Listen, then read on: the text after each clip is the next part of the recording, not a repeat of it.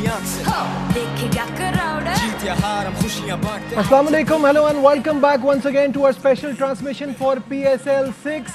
जैसे कि आप जानते हैं कि लाहौर कलंदर और मुल्तान सुल्तान के दरमियान मैच इस वक्त जारी है। टारगेट 158 का दिया है मुल्तान सुल्तान को लाहौर कलंदर ने ये मैच जीतने के लिए, और अब से कुछ देर पहले तक 7 पर 1 खिलाड़ी आउट था और आउट होने वाले खिलाड़ी थे क्रिस लिन। नो सरप्राइज, क्योंकि वो अभी तक इस PSL 6 में कुछ खास नहीं कर पाए हैं।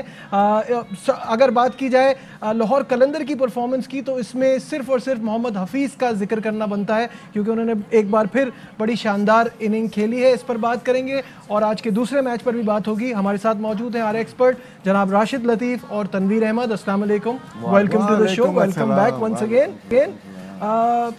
राशिद साहब, क्या कहेंगे? स्कोर कम है, विकेट को देखते भी है, डिफेंड करना पड़ेगा, लेकिन राशिद खान नहीं है। पहले विकेट जरूर गए, नया बॉल बहुत अच्छा करते हैं शाहीन। एक आध विकेट अगर और इनको मिल जाती है तो गेम में वापस आते हैं, वरना 160 159 रन या 158 जो टारगेट मिला है, मुश्किलात होनी नहीं चाहिए। लेकिन क्या है, लाहौर कलंदर के डेज चल रहे हैं, अच्छे चल रहे हैं और बहुत ही अच्छा परफॉर्म कर रहे हैं बड़े मुद्दतों के बाद तो ये एक खतरा बन सकता है। अदरवाइज ये मैच मुल्तान सुल्तान को जीतना चाहिए। आते ही क्रिस लिन की विकेट गिर गई है और अभी हम बात ही कर रहे थे, इनफैक्ट जिस टाइम वो खेलने आए थे, सुबह दोपहर में भी बात की थी कि वो अपराइज ऊपर वाली बॉल को बहुत अच्छा खेलते हैं। जहाँ नीचे बॉल रहेगी उनको प्रॉब्लम होगी। सब कॉन्टिनेंट में इनको IPL में कलकत्ता नाइट राइडर ने भी बड़ी महंगा लिया था जी, लेकिन बिल्कुल परफॉर्मेंस नहीं की। यहाँ पे भी देखें, हो सकता है 1-2 मैच में ये चले, ऐसा नहीं है कि बिल्कुल ही फ्लॉप जाएंगे। अगर मौका मिला तो। अब 3 मैच में नाकाम होने के बाद ऑप्शन इतने ज्यादा नहीं है इन लोगों के पास भी। मुझे तो लगता है अगर शान को खिला दें, वो तो इनसे बेहतर खेल रहे थे। ओवरसीज की जगह ओवरसीज ही आ सकता है ना, तो उसमें देखना पड़ेगा इनको। लेकिन वो इट्स नॉट नेसेसरी, खिला भी सकते हैं। हाँ, खिला भी सकते हैं बिल्कुल। शान को खेलना चाहिए, शुरू के मैच से खेलना चाहिए था, लेकिन वो आपको मैंने पहले ही ऑफ द रिकॉर्ड बताया हुआ है वजूहात क्या है। तनवीर से बात करें, उसके बाद डिटेल में आते हैं। बिल्कुल सही है तनवीर। अभी हम जब इनकी इनिंग स्टार्ट हुई तो हम अपने प्रोग्राम के लिए यहाँ वेट कर रहे थे, तो उसी वक्त हम ये इशारे से बात कर रहे थे 1 रन 2 रन क्रिस लिन क्या बनाएगा, तो ये पता ही चल गया है कि वो फेल हो रहे हैं। देखिए, T20 एक स्पेशल क्रिकेट है। स्पेशल इस सेंस में आप कह सकते हैं कि बैटिंग के 6 ओवर और बॉलिंग के 6 ओवर, अगर ये दोनों को अगर देखें तो अगर दोनों साइड से अगर आप विकेट्स ना लें तो आपके लिए प्रॉब्लम हो सकती है। स्पेशली अगर आपका ओपनर ओवरसीज जिसके ऊपर इतना रिलाई किया जाता है, क्रिस लिन जो है, नो डाउट अगर आप इसको अभी इंग्लिश कंडीशन में खिला दें तो ये तहस नहस कर देगा, डेंजरस हो सकता है। लेकिन यहाँ पे उसको प्रॉब्लम हो रही है। अब परफॉर्म नहीं किया 3 मैचेस से, तो 100% अब इसके ड्रॉप होने के चांसेस बहुत ज़्यादा हैं। और शाहीन अफरीदी पे तो वैसे भी उसको फोकस होना चाहिए था बहुत ज़्यादा। आप डॉट खेल जाते या जो भी है, बिल्कुल फोकस होके खेलना चाहिए, क्योंकि शाहीन तो हमेशा सर्किल में आपको बहुत खतरनाक विकेट लेके दे रहे हैं बहुत ज़्यादा। तो मेरे ख्याल में ये रन्स जो हैं ये आराम से चेज़ होने चाहिए, क्योंकि अगर इतने ज़्यादा रन्स चेज़ हो रहे हैं तो ये 157 रन्स जो हैं ये कोई बड़ी ज़्यादा नहीं है। आप गलतियाँ करेंगे तो आप हारेंगे, वरना आराम से हफीज पे बात करना बनता है। न जाने वो क्या खा रहे हैं, क्या कर रहे हैं, जो फॉर्म चली हुई है उनकी। गेम को बहुत सिंपल, बहुत इजी कर दिया उन्होंने। आराम से आते हैं। जो मैंने ये अगर है लास्ट 15 इनिंग्स का अगर देखें, अगर स्क्रीन पे भी हम वो स्टैट दिखा दें हफीज का, लास्ट 15 इनिंग का स्ट्राइक रेट 15 बॉल जो खेली है उसका 98 है, लाइक 100 इनका स्ट्राइक रेट। इसका मतलब है ये बहुत टाइम ले रहे हैं, टाइम सेट होने में टाइम ले रहे हैं, जिसमें से ये 50% क्रॉस कर गए और उसके बाद स्ट्राइक रेट इनका 200 चला जाता है। ये पिक करते हैं 2 ओवर जिसमें ये 14 से 18 या 18 से 20 रन लेते हैं। और ये सिंपल फार्मूला है T20 का कि आप नॉर्मल क्रिकेट खेलें, और क्रिकेट बहुत आसान लग रही है। अगर लेग स्पिनर है, उनको डाउन द विकेट निकल के छक्का मारना होता है, चाहे शाहिद अफरीदी हो चाहे जाहिद महमूद, ये निकलते हैं, टाइम करते हैं चौक का। प्लेसमेंट अच्छी है, इनके माइंड में गैप है और उसको प्लेस करते हैं सिर्फ जोर से। जैसे क्रिस लिन का ना, जोर से पकड़ते हैं ये लोग, जहाँ पे शर्जील ने भी दायरे में किया कि जोर से पकड़ के हिटें मार रही हैं और जगह पे नहीं गई। तो ये बाबर आजम, 1-2 और प्लेयर हैं जो कि वेट करते हैं बॉल का, टाइम कर रहे हैं गैप में और बहुत सक्सेसफुल है। अच्छा, ये इतने बड़े कोई हिटर नहीं है, लेकिन फिर भी बड़ी बड़ी हिटें भी लगा रहे हैं एक बार जब सेट हो जाते हैं। अपने मजे से अपनी विल पे कर रहे हैं। इनको पता है, इतना एक्सपीरियंस हो गया है कि इनको पता है शाहनवाज धानी आया मुझे बॉल कहाँ पे करेगा। उसने पहली गेंद की है थर्ड स्पेल में, सेकेंड नहीं थर्ड स्पेल में शॉट ऑफ लेंथ, और वो लेके चले गए जिस वो उनका पैट शॉट है। स्ट्रॉन्ग एरियाज में बॉल हफीज को ना कराएं, ये टिप है। ये टिप है, स्ट्रॉन्ग एरियाज में ना कराएं। क्या तनवीर इसमें कुछ ऐड करना चाहेंगे? आपने देखिए पिछले प्रोग्राम में कहा था कि हफीज को गोल्फ से बड़ी हेल्प मिली है। इसमें तो कोई शक नहीं है, क्योंकि मुझे ऐसा लगता है जब से वो गोल्फ खेल रहा है उसके जो सीधे शॉट्स हैं वो बड़े अच्छे हो गए हैं, एक्स्ट्रा कवर पे सीधे। बात फखर जमान की, सोहेल अख्तर की करते हैं कि इन दोनों को परफॉर्म करना चाहिए। गोल्फ तो बेंडन भी खेलने गए थे। गोल्फ की जैसे बात की ना, उसके साथ साथ आपकी मूवमेंट को भी देखा जाता है। जब बॉलर अपने एक्शन में है ना तो इनिशियल मूवमेंट आपकी बंद हो जानी चाहिए। हफीज को देखें, जब बॉलर अपने एक्शन में आता है ना, गैदर करता है या उसको हाथ को ऊपर लेके आता है तो उसकी इनिशियल मूवमेंट रुक जाती है और फिर वेट करता है बॉल का। तो ये जरूरी नहीं सिर्फ गोल्फ से आपको होगा।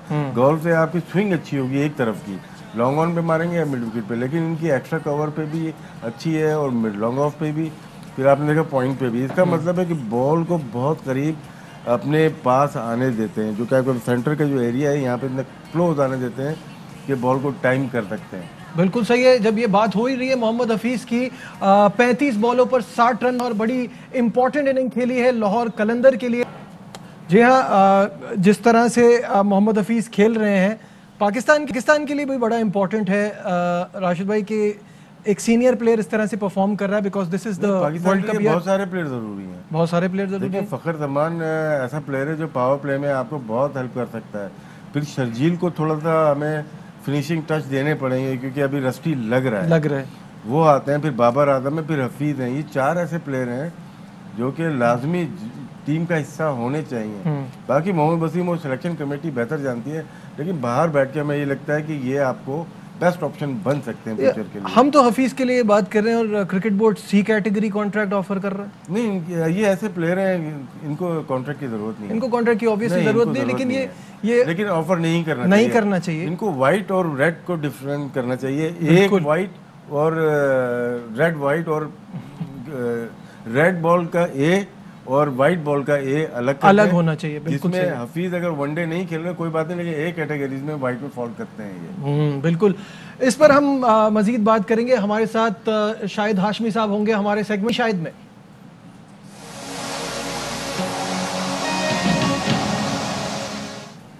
शाहिद साहब अस्सलाम वालेकुम। जी वालेकुम अस्सलाम। शाहिद साहब, इस मैच के हवाले से क्या कहेंगे? रन तो इतने ज्यादा नहीं बने हैं, क्या मुल्तान सुल्तान इस पीएसएल के 6ठे एडिशन में अपना अकाउंट खोल लेगा आज? कोशिश यही होनी चाहिए, उनकी कोशिश भी यही है। इतना बड़ा टारगेट वो चेज नहीं कर रहा है, लेकिन सामने लाहौर कलंदर की बॉलिंग भी अच्छी है। क्रिस लिन, जिस तरह शाहिन शाह अफरीदी ने आउट किया, उनके 4 ओवर बड़ा क्रूशल होंगे। सलमान मिर्जा भी पहले मैच में अच्छी बॉलिंग कर चुके हैं, तो अच्छा मुकाबला जरूर होगा। लेकिन मुल्तान सुल्तान को जाहिर जीत की जरूरत है, जीतना भी उन्हें चाहिए, इसलिए कि अगेन वही वाली बात कि इतना टारगेट चेज नहीं कर सकते। और जहां तक आप सेंट्रल कॉन्ट्रैक्ट की बात कर रहे थे, राशिद कह रहे थे, पीसीबी का अपना एक क्राइटेरिया है जो वो सेंट्रल कॉन्ट्रैक्ट में भी लिखता है, दूसरी चीजों में भी लिखता है। उनका क्राइटेरिया यह है कि वो टेस्ट क्रिकेट को प्रेफरेंस देते हैं, इसलिए कि जो लोग टेस्ट क्रिकेट खेल रहे हैं वो दुनिया में कहीं लीग नहीं खेल रहे। T20 क्रिकेट, उनकी अर्निंग इतनी नहीं है जितनी उन लोगों की है जो व्हाइट बॉल क्रिकेट खेलते हैं और दुनिया भर में लीग्स खेलते हैं।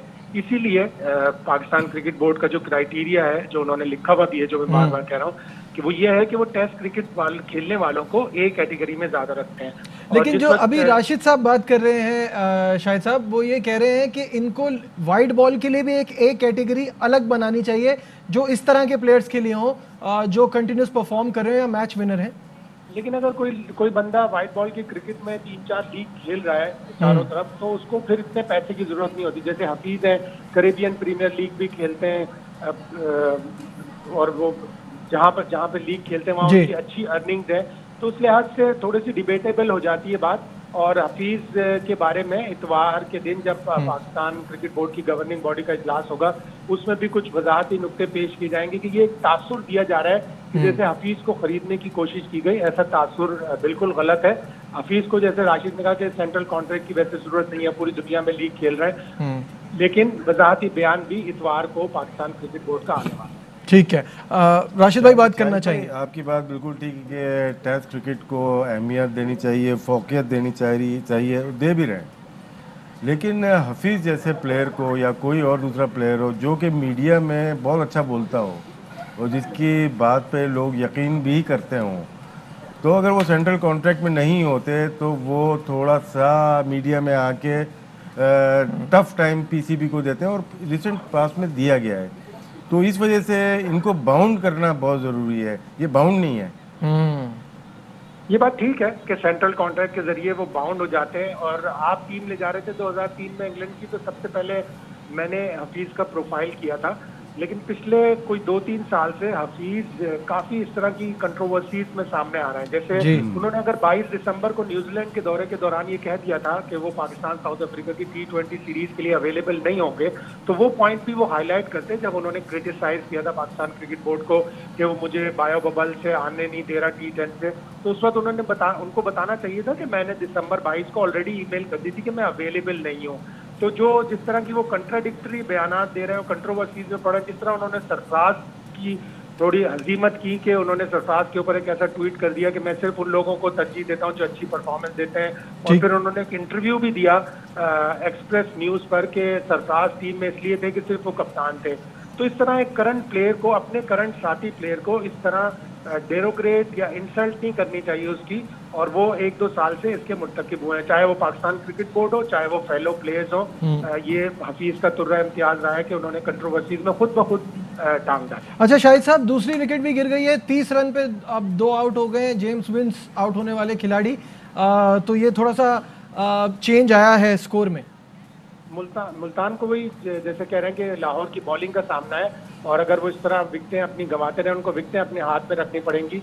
इन फॉर्म बैट्समैन रिजवान है, रिजवान के ऊपर बड़ा डिपेंड करेगा कि वो क्रॉस करवाते हैं लाइन के नहीं करवाते। अच्छा, एक आखिरी सवाल मुझे बताइएगा, अगला जो मैच है पेशावर ज़ल्मी और कोयटा ग्लैडिएटर्स के दरमियान, गेल की रिप्लेसमेंट जेपी डुमिनी अपना क्वारंटीन टाइम, फाफ डुप्लेसी अपना क्वारंटीन टाइम पूरा कर चुके हैं।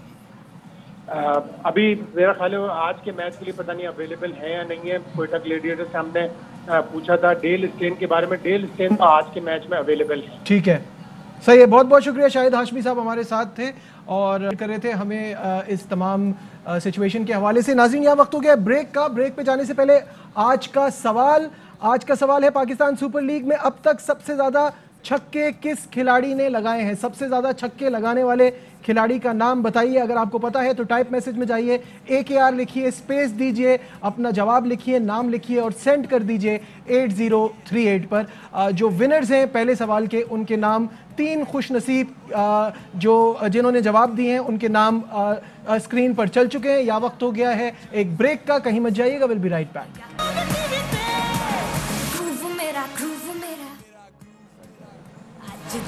Welcome back once again to our special transmission for PSL 6 53 for 2। इस वक्त स्कोर है मुल्तान का, पावर प्ले का आखिरी ओवर जारी है और मोहम्मद रिजवान अपना पर्पल पैच एंजॉय करते हुए 44 बना चुके हैं अब तक। रिजवान की अब तक की परफॉर्मेंस को कैसा देख रहे हैं? बहुत अच्छा देख रहे हैं और अच्छा लग रहा है खेलते हुए, लेकिन इनके जो वीक पॉइंट है ना, वहाँ पे बॉल नहीं की जा रही है। इनको कोशिश जहाँ पे स्ट्रॉन्ग है, ये रेडी रहते हैं इस एरिया में, square leg, fine leg, mid wicket में, तो यहीं पे इनको फीडिंग बहुत अच्छी हो रही है। हारिस रऊफ की भी बॉलिंग हम देख रहे थे, वो टोटल इनको यहाँ पे कर रहे हैं और बैकफुट पे यहाँ पे बिल्कुल टाइम कर रहे हैं। ऊपर एक फाइन लेग है, एक इनका स्क्वायर लेग बाहर की तरफ है, तो बहुत ज़्यादा रन देखें, 53 रन हो गए इनके, 6ठा ओवर है। और इन्होंने कितने बनाए? 25 रन 6 ओवर में बनाए थे लाहौर कलंदर ने। यहीं पे 25-26 रन का फर्क तो यहीं आ गया। तो क्या है, डायरेक्ट कैसे खेलना है, आखिरी ओवर कैसे खेलने हैं? आखिरी ओवर लाहौर कलंदर ने 4 ओवर में 31 रन बनाए। इसका मतलब है कि 10 ओवर में टोटल 56 या 60 रन बनाए। आपने मैच को प्रॉपर वे में नहीं खेला, सिर्फ एक प्लेयर ने अच्छी बैटिंग की है, वो है हफीज। बिल्कुल सही कह रहे हैं। क्रिस लेन को आउट करने के बाद और विंस को आउट करने के बाद आप रिजवान से रन्स करवा रहे हैं, तो ये गलत है। बट रिजवान की जिस तरह की फॉर्म लगी हुई है, आपको चैलेंज करना पड़ेगा। बॉलिंग गलत जगह की जा रही है। आप ऑफ स्टंप से बाहर करो। अगर वो शॉट्स अच्छा खेल रहा है तो समझ आती है कि शॉट अच्छा खेल रहा है। जिस तरह हमने लास्ट कुछ 2-3 प्रोग्राम्स में रिजवान की हमने वैगन व्हील की बात की थी, स्ट्राइक रेट की बात की थी, तो उसका लॉन्ग ऑन मिड विकेट की तरफ ज़्यादा थे, स्क्वायर लेग की तरफ ज़्यादा। आप बॉलिंग वही दिए जा रहे हो, तो मेरे ख्याल में इतने कम टोटल पे आपको कम से कम जो बैट्समैन की फॉर्म अच्छी हो, आप उसके वीक एरियाज में ज़्यादा बॉल करें बनिस्बत इसके कि आप उसको उसके जो मेन एरियाज हैं आप उसको वहाँ पे बॉल दिए जा रहे। तो अगर आप रिजवान को आउट करते हैं तो लाहौर कलंदर की टीम ये मैच जीत सकती है, लेकिन अगर आप देंगे उसके अच्छी गुड एरिया में देंगे तो वो तो फिर उनके पास तो प्लेयर्स हैं पीछे, वो तो इसको मुकम्मल कर सकते हैं, क्योंकि आप उस प्लेयर से रन्स करवा रहे हैं जिसकी फॉर्म अच्छी है। हालांकि लाहौर कलंदर के पास बॉलर्स अच्छे हैं, अगर आप जगह पे गेंद की जाए तो आप उनको आउट कर सकते हैं, क्योंकि शोएब मकसूद का भी कुछ पता नहीं होता कि किसी टाइम भी वो आउट हो सकता है, क्योंकि वो शॉट्स बहुत ज़्यादा खेलने जाता है, क्रॉस शॉट बहुत खेलने जाता है।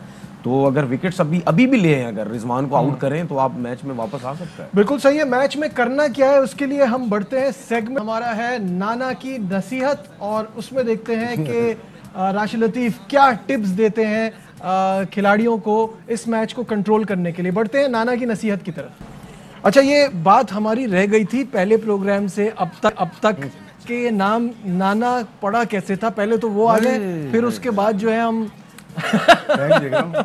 ये हम लोग थे श्रीलंका कोलंबो में 94 में, आई थिंक इंडियन टीम हम साथ थे और सिंगर ट्रॉफी शायद चल रही थी, ऑस्ट्रेलिया की टीम भी थी और सारी टीम थी तकरीबन।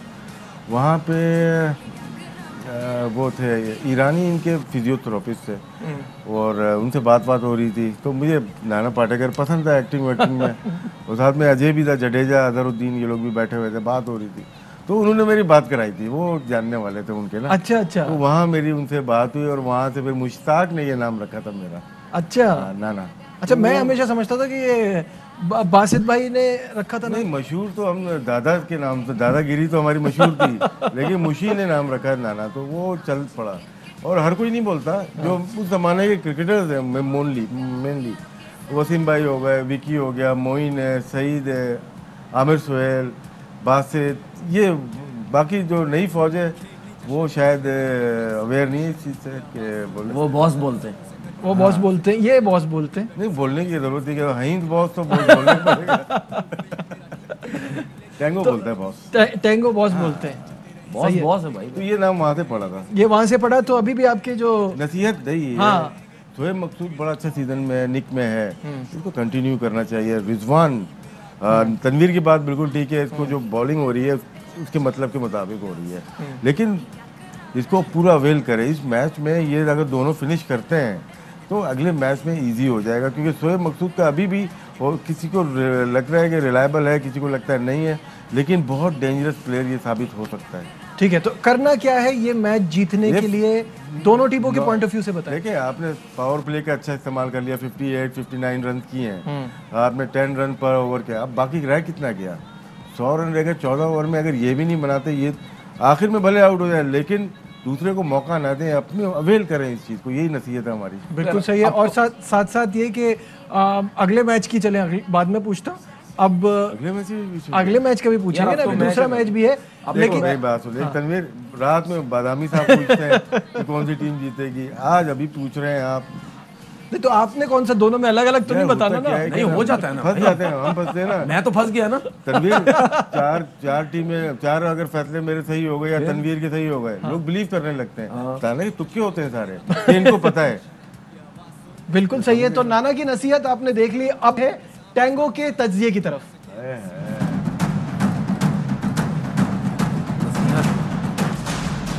बड़े लोगों की तरफ से होती है टैंगो का तज्जिया। जी तनवीर, क्या कहेंगे आप इस मैच के ऊपर? इस मैच के ऊपर मेरा तज्जिया यही है कि पहले कल आपने टीम क्या पिक की थी?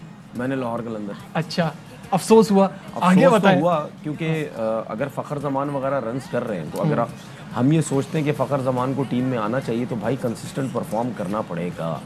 ये नहीं कि एक मैच में, पिछले मैच में 82 की और इस मैच में कुछ नहीं किया, तो सिलेक्टर्स तो डामाडोल होंगे। जिस तरह अभी राशिद भाई ने शोएब मकसूद के बारे में भी बात बोली कि कहीं ना कहीं डाउट है। अभी मैंने भी थोड़ी देर पहले यही बात की ना कि आउट हो सकता है किसी टाइम भी। वो खेलते इस तरीके से नीट एंड क्लियर क्रिकेट नहीं खेलते जिस तरह हफीज़ खेलते हैं।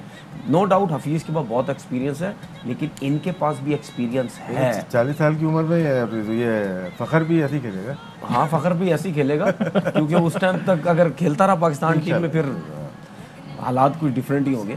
लेकिन इनको शर्जील हो गया, फ़खर जमान हो गया, मकसूद हो गया, आप हमें ज़रूरत है इन जैसे प्लेयरों को पाकिस्तान टीम में। लेकिन आप ऐसी कुछ 4, 5, 6 इनिंग्स खेलें तो सही। आपके पास 8-10 मैचेस हैं PSL के, इसके अंदर कुछ 5 मैचेस में ऐसी इनिंग खेल दें कि सिलेक्टर्स आपके बारे में सोचने लग जाएं कि यार इनको लेके आओ। मैं नहीं समझता कि एक 82 पे फ़खर जमान के बारे में आप सोचो, एक 100 के बारे में शर्जील के बारे में सोचो, या मकसूद के बारे में डोमेस्टिक में रन किए, या एक अभी तो 7-7, 8-8 मैचेस बाकी हैं सबके। Consistent exactly. हम रिजवान के बारे में क्यों बात करते हैं, हम बाबर आजम के बारे में क्यों बात करते हैं। मैं ही हफीज़ के बारे में कुछ अरसे पहले बात किया करता था कि इसको टीम में नहीं होना चाहिए क्योंकि ये इतने अरसे से खेल रहा है। ये और शोएब मलिक एक स्टार प्लेयर होने चाहिए। सीनियर का काम क्या है? अभी मैं ही हूँ, मैं कहता हूँ हफीज़ को होना चाहिए। यार क्या बैटिंग कर रहा है। जब आप कंसिस्टेंट परफॉर्म करेंगे तो टीवी पे आपकी तारीफें होंगी, नहीं करेंगे तो नहीं होगी। ये कंसिस्टेंसी का क्या मसला है? क्योंकि हम देखते हैं कि हमारे प्लेयर्स के अंदर ये प्रॉब्लम है। अभी भी आप देखें कि उस दिन जो इनिंग फ़खर जमान ने खेली थी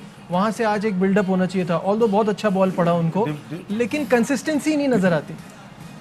हम लोग मिक्स करते हैं डिफरेंट फॉर्मेट को, डिफरेंट में कर देते हैं। जैसे T20 चल रहा है, अगर मैं कंटिन्यूएशन में जाता हूँ, T20 का जो हमारा वनडे वो क्या कहते हैं लोकल टूर्नामेंट हुआ था रावलपिंडी में, उसमें 500 रन किए थे। फिर उसके बाद अगला मैच जो पड़ा उसमें इन्होंने 80 रन किए। यहाँ पे एक मैच गया है, अब हम 2 इनिंग्स और देखेंगे इनकी। तो फ़खर जमान को देखें, जब से ये बाहर हुए थे उसके बाद से इनकी परफॉर्मेंस लगातार बेहतर रही है। लेकिन बीच में हम मिक्स कर देते हैं कि इंटरनेशनल खेले या वनडे खेले, उस पर प्लेयर बाहर होता है। कि मैं उस्मान शिनवारी की बात करता हूँ, वनडे का बेस्ट बॉलर है वो। T20 की परफॉर्मेंस पे जज होता है। परफॉर्मेंस पे जज हो जाता है। वो बोलते हैं यार बाहर करो यार, ये मार खा जाता है। पाकिस्तान का बेस्ट जो स्ट्राइक रेट देख लें, एवरेजेस देख लें चंद मैचेस में, वो शिनवारी है। इसी तरह से वनडे में अगर देखते हैं फ़खर जमान का परफॉर्मेंस बहुत अच्छी है, इमाम उल हक की परफॉर्मेंस अच्छी है, लेकिन वो T20 की परफॉर्मेंस से वहाँ से भी बाहर हो जाते हैं। ये तो अलमिया है ना कि हमारे यहाँ तो PSL की परफॉर्मेंस पर टेस्ट की टीमें बनती हैं। सर होती है ना, ये प्लेयर्स का फॉल्ट नहीं है, ये खेलने वाले का प्रॉब्लम पाकिस्तान में कभी भी नहीं रहा। खिलाने वाले का रहा है और खिलाने वाले ही का रहेगा आगे भी प्रॉब्लम, जिसकी वजह से टीम हमारी सेटल नहीं हो पाती। बिल्कुल सही है। और यहाँ लेते हैं एक ब्रेक। तनवीर कुछ कहना चाह रहे हैं? बोले आधे घंटे। देखिए हमारी सिलेक्शन होती है PSL पे, ठीक है। अभी आप सीरीज में चले जाएं, मैं इंडिया और ऑस्ट्रेलिया की सीरीज की बात करता हूँ। अभी जो वहाँ हुई ऑस्ट्रेलिया के अंदर, B टीम ने मैचेस जितवा दिए। 6-8 प्लेयर ही नहीं थे उनके, सारे बारी बारी अनफिट होते रहे। वो जो 5-6 इनके जो लड़के खेले, जो नए लड़के खेले, जिनके वहाँ डेब्यूज भी हुए, आप उनकी फर्स्ट क्लास की परफॉर्मेंसेस देखें, आप उनकी T20 की परफॉर्मेंसेस देखें, डोमेस्टिक की बात करो, आप उनकी वनडे की परफॉर्मेंसेस या मैचेस या एवरेजेस देखें। वो तीनों फॉर्मेट खेले हुए हैं वहाँ पे। ऐसा नहीं है कि सिर्फ IPL की परफॉर्मेंस से वो आए यहाँ पे। हुआ क्या, उनका क्या तरीकेकार है।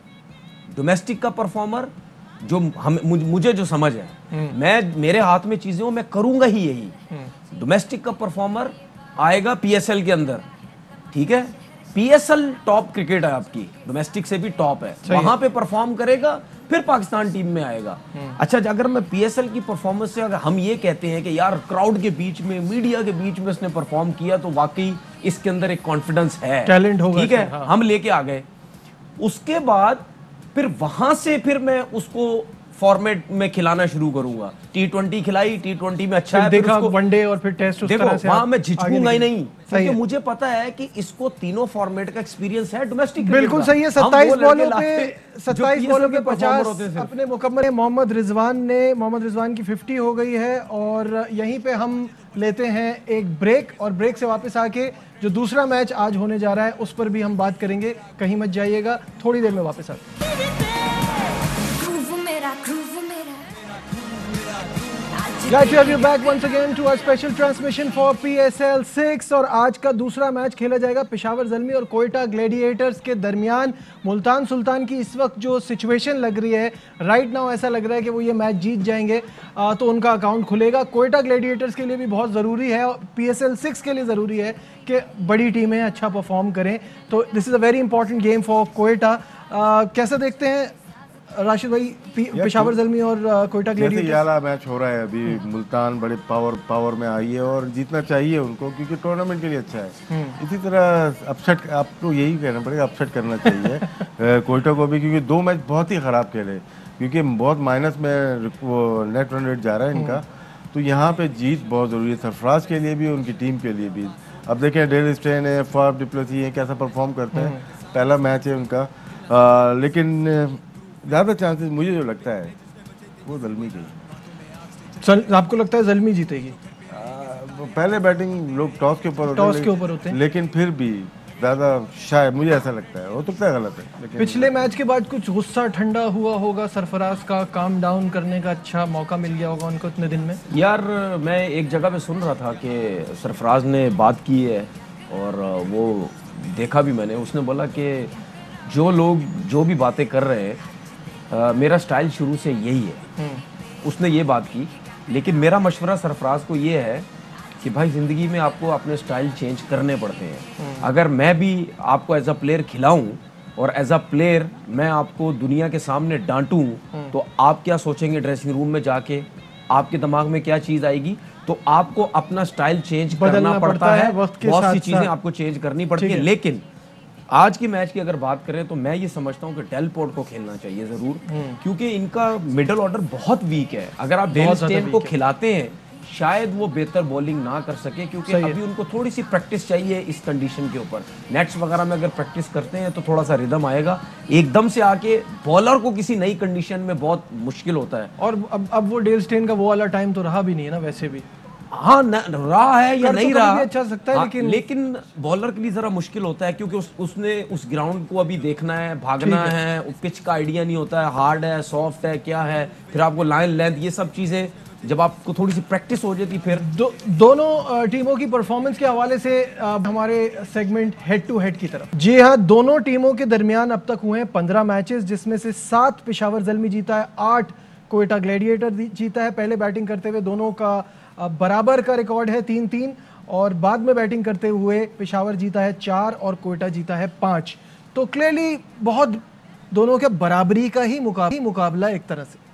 दोनों टीम ने लास्ट PSL के अलावा 2 टीम ये थी क्योंकि जिन्होंने बहुत ही अच्छा परफॉर्म किया PSL में जी। कोयटा भी और ज़ल्मी भी, जो कि 2-2 फाइनल भी शायद खेल चुकी थी, वो अच्छा परफॉर्म किया। लेकिन जब पाकिस्तान में जब से पूरा हो रहा है ना तो थोड़ा सा पीछे ज़रूर गई ये टीम। दूसरी टीम की इनकी जो पिक्स थी शायद वो UAE के लिहाज से बेहतर थी, यहाँ पे इतनी अच्छी नहीं रही, लेकिन ज़ल्मी फिर भी थोड़ी फाइट की लास्ट ईयर और आ गई थी ऊपर। लेकिन कोयटा के साथ तो मिसहैप भी हुआ ना, उमर अकमल वाला इंसिडेंट हुआ, अहमद शहजाद बिल्कुल नहीं चल रहे थे, जो फॉरेन पिक थी जेसन रॉय उन्होंने बिल्कुल परफॉर्म नहीं किया, तो पिछला सीजन तो उनका इस वजह से भी खराब गया। उनके पिक से शायद इतनी अच्छी नहीं रही, लेकिन कप्तानी के ऊपर भी आ गया ना कि 3 PSL गुजरे, उसमें सरफराज पाकिस्तानी टीम के कप्तान रहे हैं जी। लास्ट 2 में वो कप्तान नहीं है, तो उससे बहुत ज़्यादा शायद फ़र्क लग रहा है कि पड़ गया है, क्योंकि नेशनल टीम का कैप्टन होना और फिर फ्रेंचाइज का कैप्टन होना वो आपको लेके चलता है, पूरी टीम आपके साथ चलती है और दूसरी टीम के प्लेयर भी आपके साथ चल रहे होते हैं, ये नेचुरल सी चीज़ है। लेकिन यहाँ देखेंगे कप्तान स्ट्रगल कर रहे हैं, सैफी ये स्ट्रगल कर रहा है, कप्तानी नहीं है उनके पास पाकिस्तानी। फिर शादाब को इस्लामाबाद यूनाइटेड ने बनाया, लास्ट ईयर अच्छा गया, इस दफ़ा वो भी अपनी परफॉर्मेंस में लग गए। फिर इमाद वसीम कराची वो बैकफुट पे जा रहे हैं, उनको आगे आना चाहिए। तो और लेकिन मेन जो कप्तान है वो बाबर आजम है, वो कप्तान है ही नहीं किसी फ्रेंचाइज का, तो ये एक बड़ा मुअम्मा है, इसको हल करना पड़ेगा। तनवीर भाई करेंगे यार, तनवीर हल करें। आप ये कोयटा ग्लैडिएटर की शीट देखते हैं, इसमें से मुझे सरफराज के अलावा कोई ऐसा प्लेयर नजर नहीं आ रहा जो 7 ओवर से लेकर आखिरी 20 ओवर तक मैच लेके चले आपका। एक भी प्लेयर, कोई ऐसा एक प्लेयर नहीं है, ना नवाज है ना आजम है। What about Delport? मैंने इसलिए तो बोला ना कि डेल पोर्ट को खिलाना चाहिए। आज थोड़ी देर पहले ऐसा प्लेयर है जो शाहिद साहब ने मैसेज करके बताया कि Faf is also available. Faf du Plessis भी ऐसा प्लेयर है जो लेके चल सकता है।